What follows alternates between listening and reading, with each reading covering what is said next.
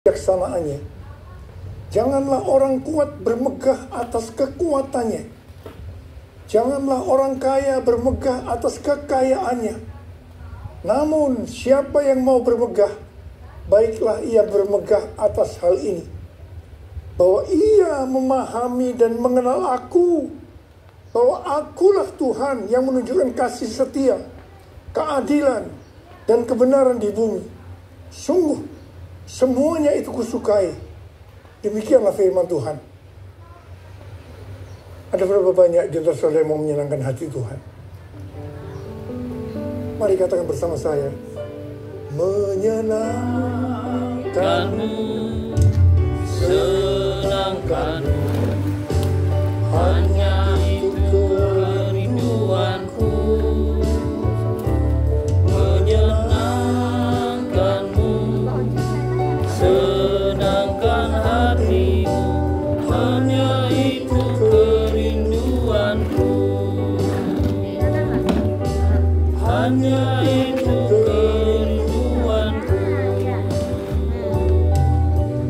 Hanya itu kerinduanku.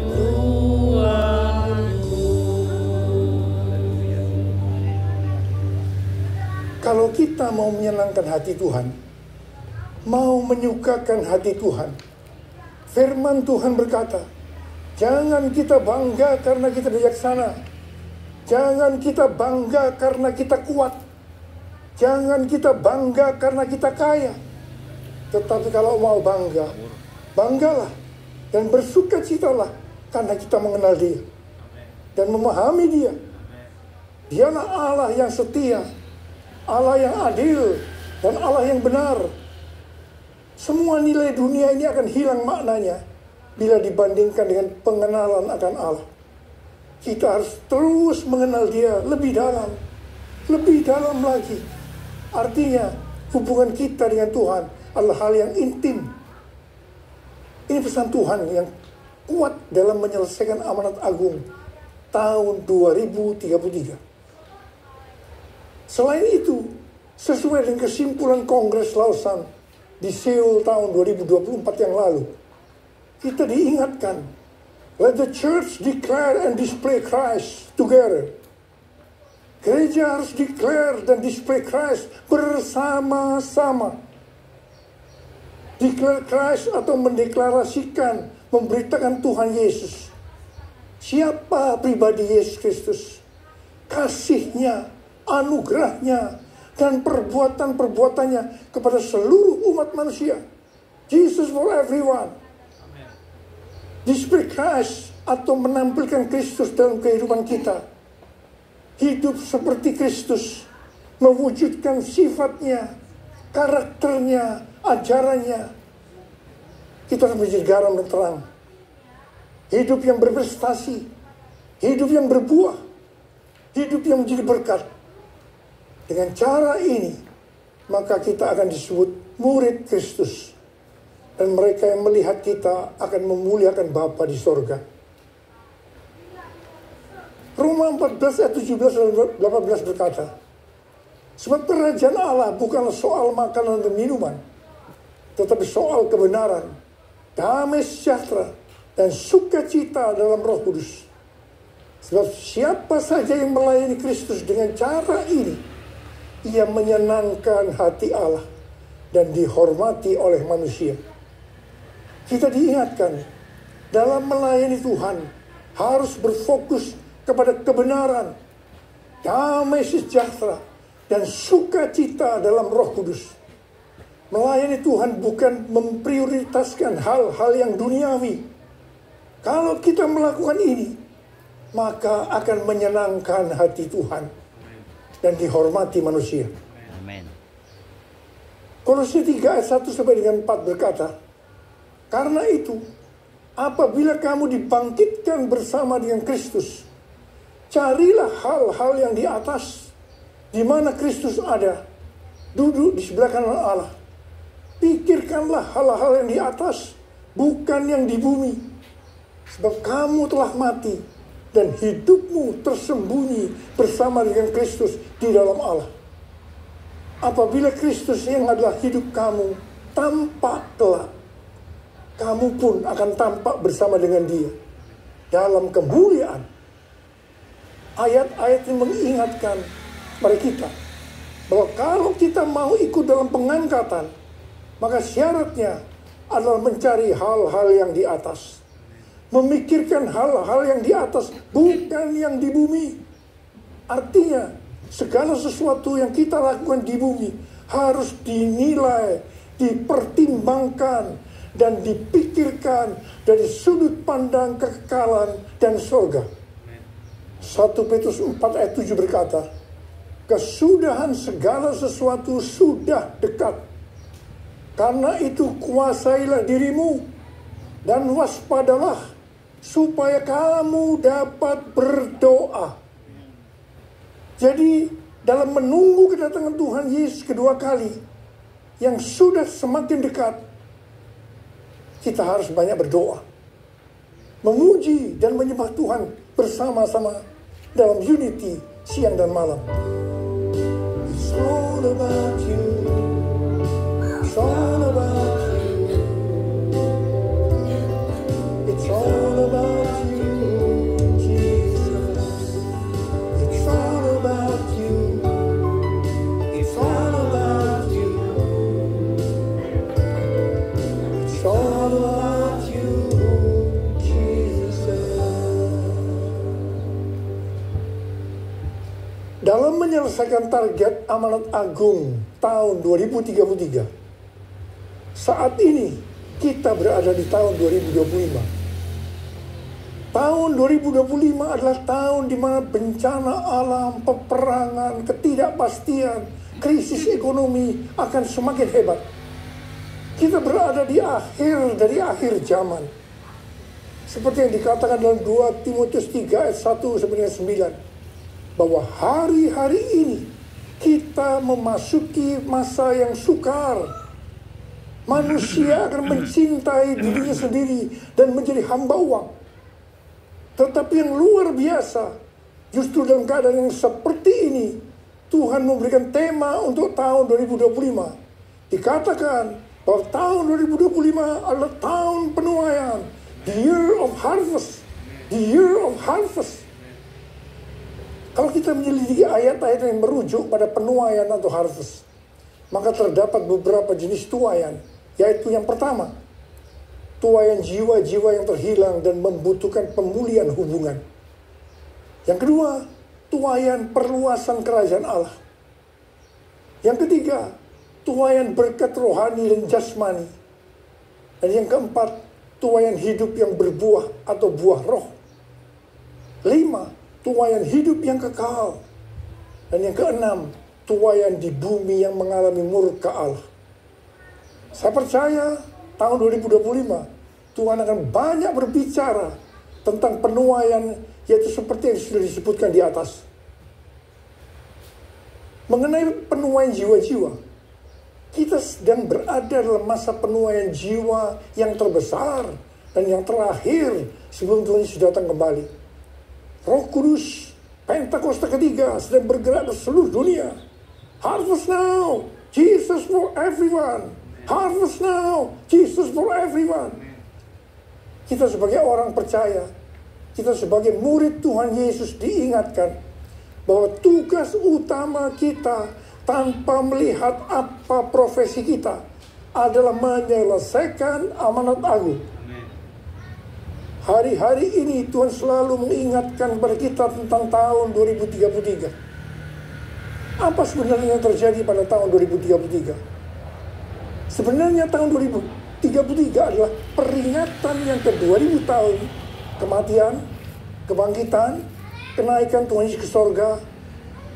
Tahun 2033 adalah peringatan yang ke-2000 tahun pencurahan Roh Kudus, yang berarti hari ulang tahun gereja yang ke-2000 tahun. Tahun 2033 adalah peringatan yang ke-2000 tahun dilakukannya amanat agung. Tetapi pada hari-hari ini, justru Tuhan mengingatkan kepada gerejanya bahwa Pentakosta tahun 2033, setiap orang, everyone, mendapat kesempatan berjumpa secara autentik dengan Tuhan Yesus melalui kuasa dan hadirat Roh Kudus. Banyak organisasi-organisasi Kristen, aliran-aliran kekristenan yang bersepakat bahwa target untuk menyelesaikan amanat agung adalah tahun 2033. Matius 24 ayat 14 berkata, dan Injil kerajaan ini akan diberitakan di seluruh dunia menjadi kesaksian bagi semua bangsa. Sesudah itu barulah tiba kesudahannya.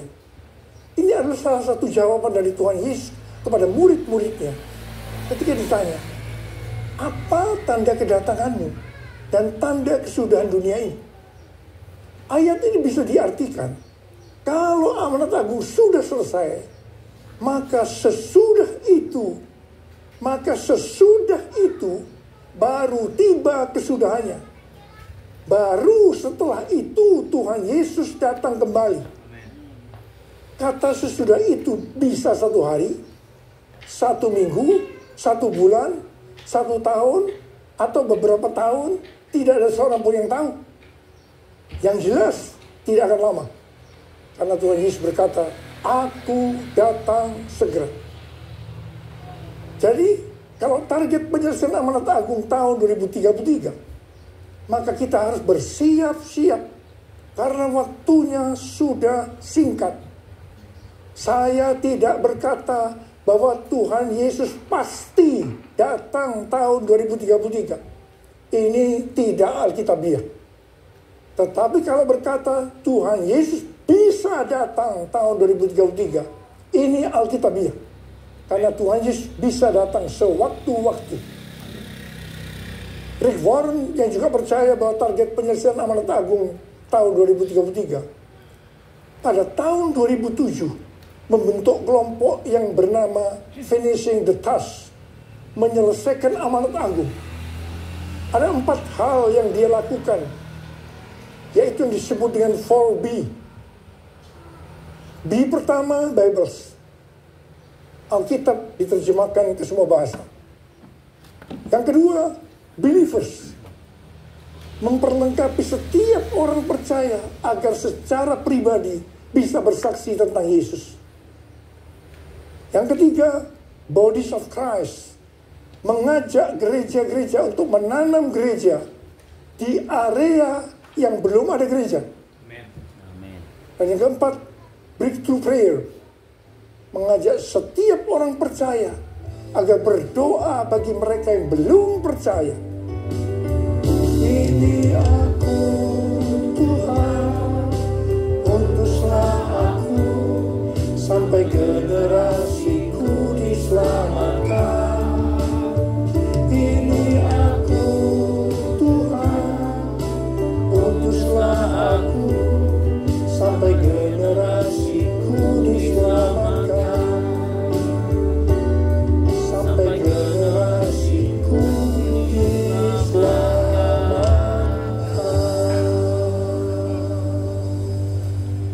Selain penuaian jiwa-jiwa, maka tahun 2025 adalah tahun penuaian berkat secara materi. Amin. Haleluya. Amin. Kalau kita melihat kitab Nabi Hagai, maka di sini Tuhan berbicara melalui Nabi Hagai kepada Zerubabel bin Shealtiel, Bupati Yehuda, dan Yosua bin Yosadak, Imam Besar. Tuhan menegur bangsa Israel karena selama ini mereka hanya sibuk membangun rumahnya sendiri, tetapi rumah Tuhan tidak dibangun dan tetap menjadi reruntuhan. Akibatnya, yang pertama, mereka menabur banyak, tetapi membawa pulang hasil sedikit.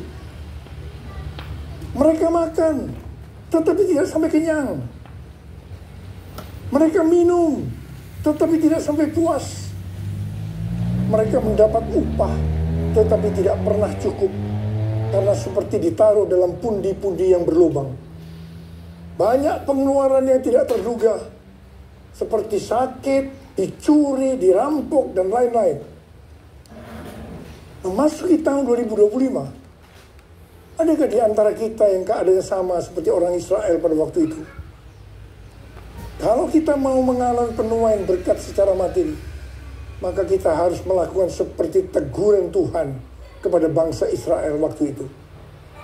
Mungkin selama ini kita hanya mementingkan rumah kita saja yang dibangun, sedangkan rumah Tuhan dibiarkan terbengkalai. Selama ini kita tidak membangun rumah Tuhan yang adalah tubuh kita. Yang kita bangun selama ini hanya kedagingan kita saja. Mari kita bertobat. Kita bangun kerohanian kita menjadi seperti gambar Yesus, menjadi murid Tuhan Yesus, menjadi pemenang. Saya percaya kita akan menuai berkat secara materi.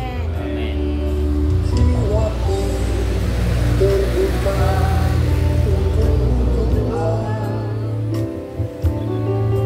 selidiki, nyatakan segala perkara, singkapkan semua yang tersembunyi,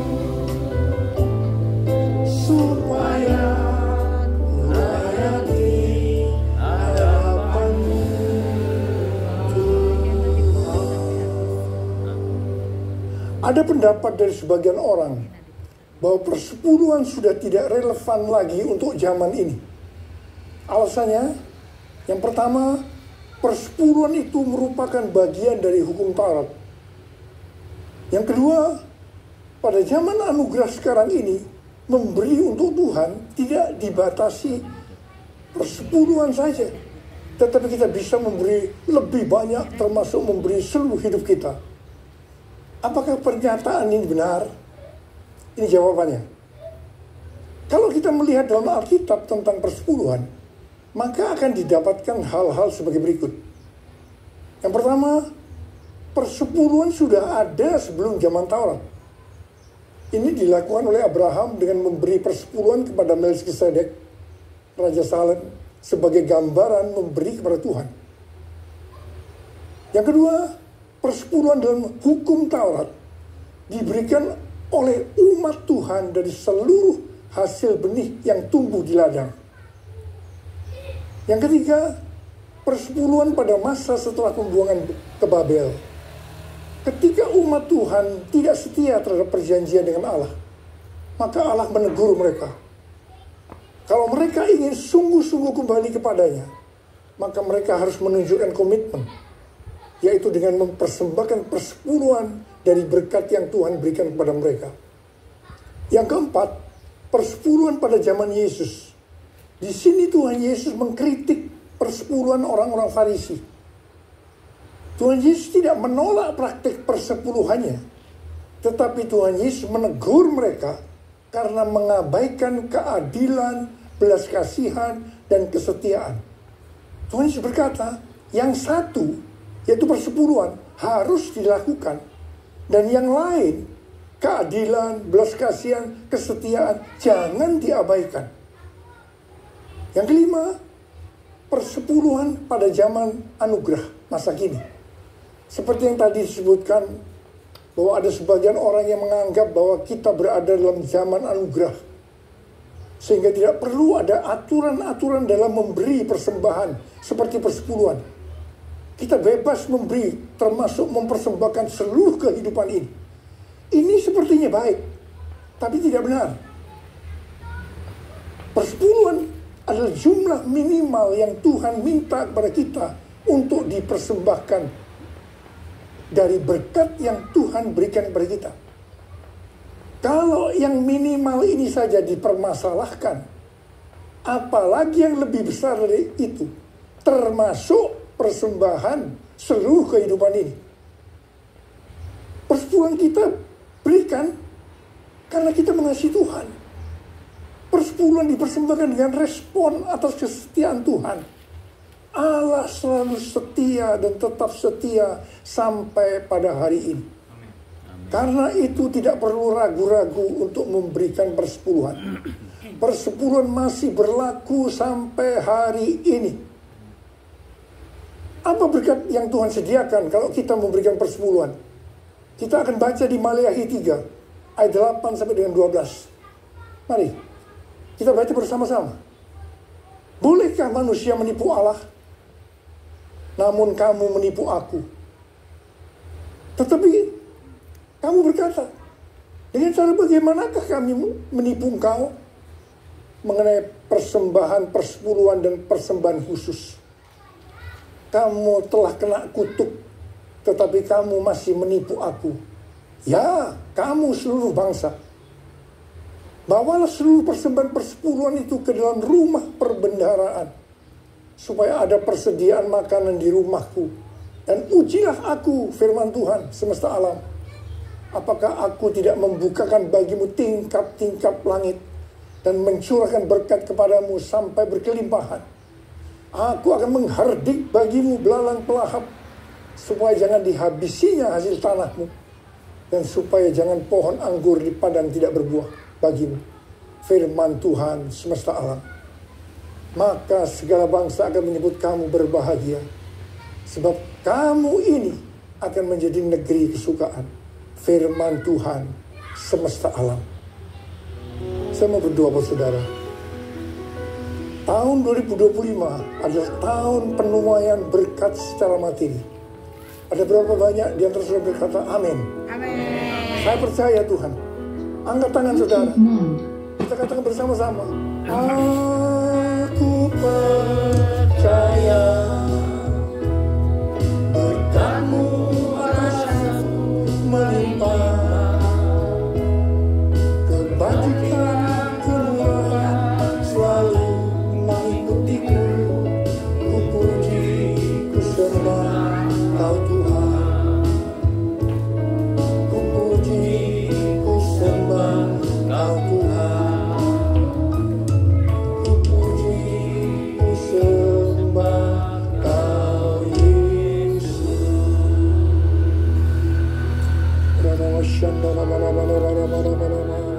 Mari angkat tangan kita, berbahasa roh. Yang sudah berbahasa roh, kita berbahasa roh saat ini.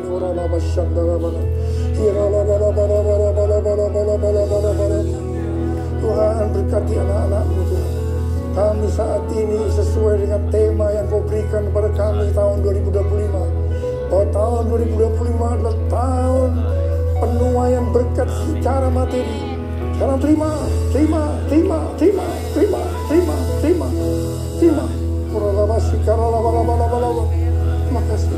Terima kasih. Berkat-Mu melimpah buat anak-anak. Berkat-Mu melimpah buat mereka. Terima kasih Tuhan. Dalam nama Yesus. Dalam nama Yesus. Haleluya. Amin. Perjamuan